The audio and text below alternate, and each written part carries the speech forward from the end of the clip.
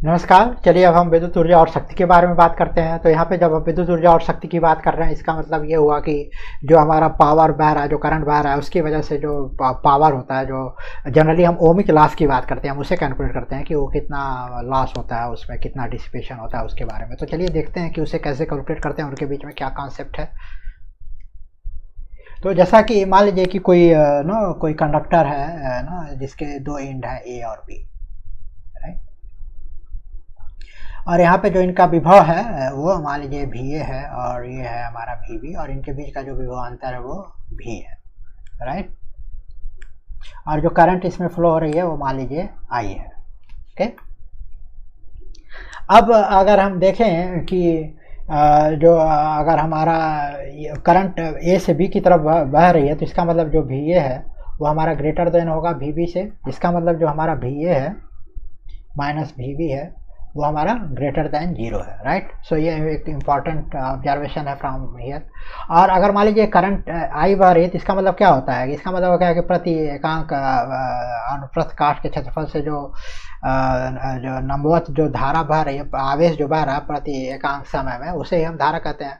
तो एक delta T interval की बात करते हैं। उस टाइम डेल्टा टी इंटरवल में कितना आवेश प्रवाहित होगा इस एक गिवन टाइम में, तो वो हो जाएगा delta two Q equal to I into delta T, right. अब इसका मतलब अगर ये जो आवेश है इसका पोटेंशियल एनर्जी ए और बी पे अगर हमें कैलकुलेट करना हो तो क्या करेंगे? तो हमारा होगा, अगर यहाँ पे यू पोटेंशियल एनर्जी यहाँ पे बात करें तो होगा डेल्टा क्यू वी ए, और यहाँ पे होगा delta Q V B, right. और दोनों के बीच में जो पोटेंशियल एनर्जी डिफरेंस होगा, जो स्थितिज ऊर्जा का अंतर होगा, वो कितना होगा? वो होगा हमारा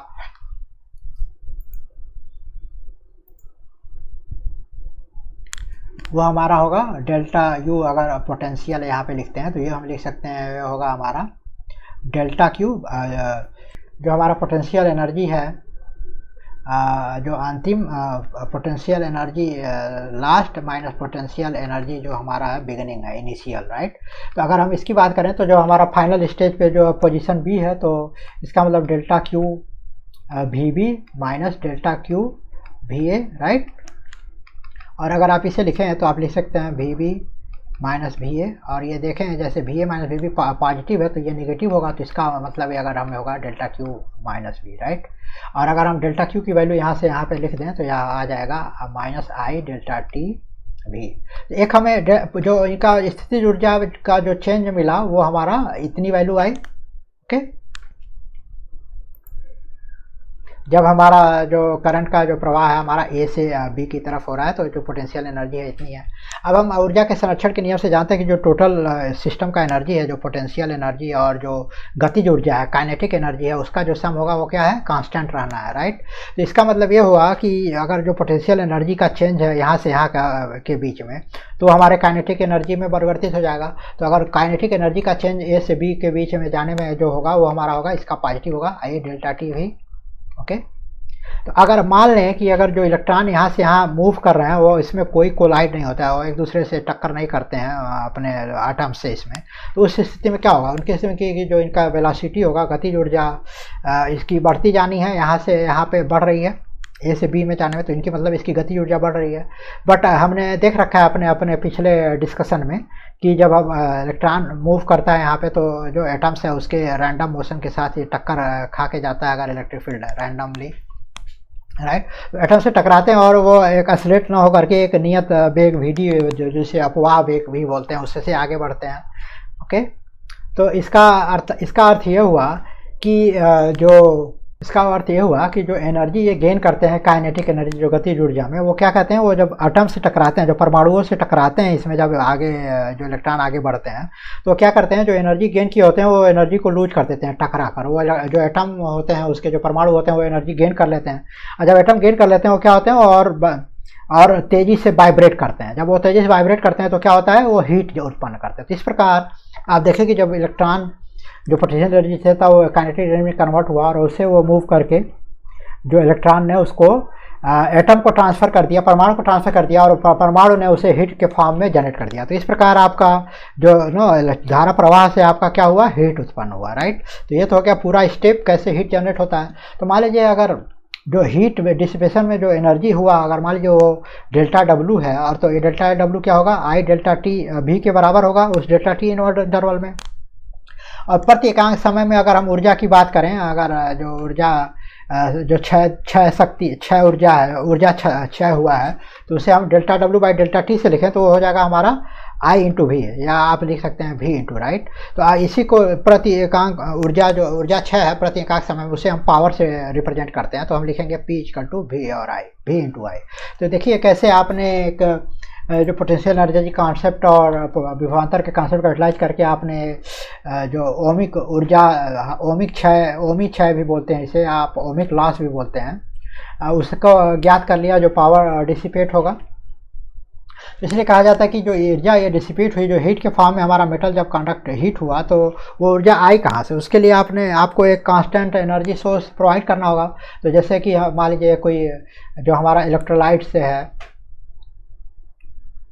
जो विद्युत अपघट्ट वाला मान लीजिए कोई सेल आपका लगा हुआ है, राइट, इलेक्ट्रोलाइट्स का से बना हुआ, और मान लीजिए इसका पॉजिटिव है और इसका नेगेटिव है, राइट, और यहाँ से एक रजिस्टर है जिसके थ्रू ये कनेक्ट है। तो यहाँ से जो कंटिन्यूअस जो आवेश का प्रवाह है वो उसको बनाए रखने के लिए यहाँ से जो ऊर्जा जा रही है, तो जो ये रासायनिक ऊर्जा थी उसको ही उसने हीट ऊर्जा में कन्वर्ट किया। तो आप देख सकते हैं कैसे कि ऊर्जा का संचय कन्वर्जन एक फॉर्म से दूसरे फॉर्म होता है, लॉस नहीं हो रही है, और कैसे ये जो कंटिन्यूअस सेल कंटिन्यूअस जो आवेश प्रवाह को बनाए रखता है, जिससे हमारी इससे हीट जनरेट होता है।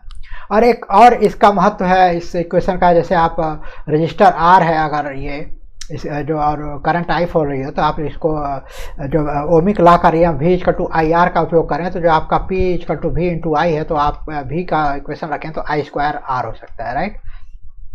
तो कैसे आपके पास एक दो इक्वेशन आ गए, और इस इक्वेशन का एक बहुत अच्छा उपयोग आप देख सकते हैं कि जैसे आपके घर में जो ना बिजली आती है, दूर से आप देखे होंगे कि बहुत सारे पोलों के होते हुए आती है, राइट, माइल्स जो हमारे दूरी होती है, कईयों सौ हजारों किलोमीटर की यात्रा करते हैं जब वो हमारे घरों में जो बिजली आती है डिफरेंट पोलों से, ओके।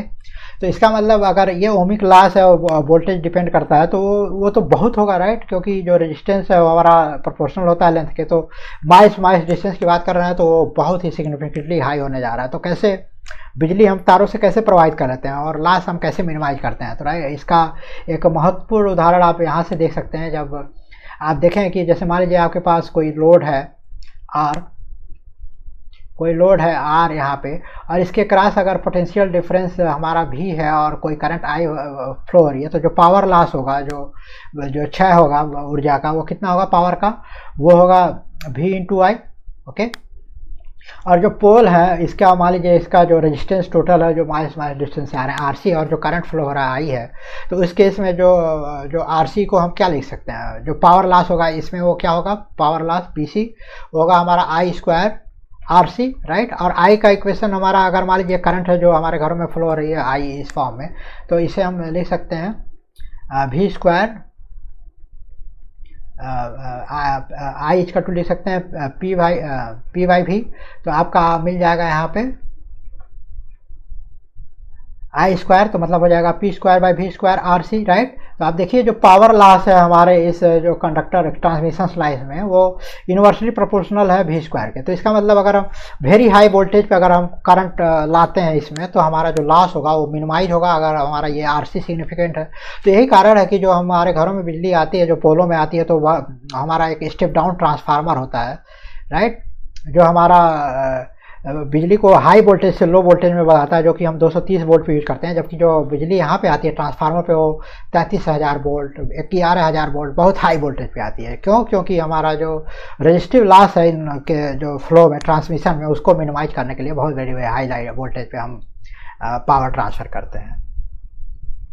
तो यह तो हो गया कि कैसे हम जो पावर लॉस होता है, ओमिक लॉस होता है, उसके लिए एक इक्वेशन कैसे डिराइव किया, और क्यों हमारे जो घरों में बिजली आती है उसके लिए जो पावर लॉस को मिनिमाइज करने वेरी वेरी हाई वोल्टेज से जो तारों से होते हुए जो बिजली आती है, और फिर उसे ट्रांसफार्मर से हम स्टेप डाउन करते हैं और अपने घरों में यूज करने लायक बनाते हैं, और कैसे ऊर्जा को जो ह्रास होता है, जो हीट कैसे जनरेट होता है जब वो जो एटम जो इलेक्ट्रॉन फ्लो होते हैं और इलेक्ट्रॉन टकराते हैं और ऊर्जा को एटम्स प्रोवाइड करते हैं और वो हीट के फॉर्म में उसको डिसिपेट करते हैं। तो कैसे जो रासायनिक ऊर्जा है, अगर एक जो सेल से अगर ऊर्जा आ रही है तो कैसे उसको आपने एक हीट एनर्जी में कन्वर्ट किया।